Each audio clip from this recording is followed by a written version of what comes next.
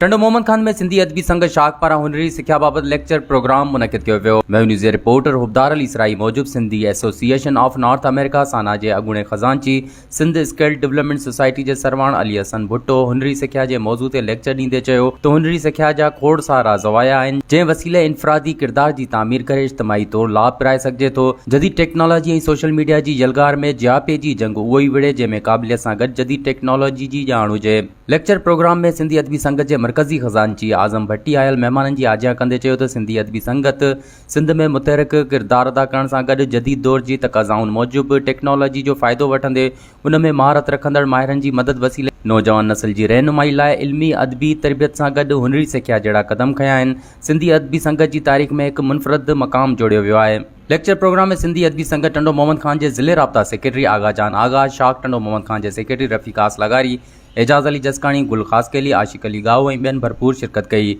ॿिए तरफ़ new Jersey America मां कई आयल साना अॻवान अली हसन भुट्टो ऐं उन सां गॾु आयल दोस्तनि खे अजरकूं ओढाए किताबनि जा तोहफ़ा पिणु ॾिना विया।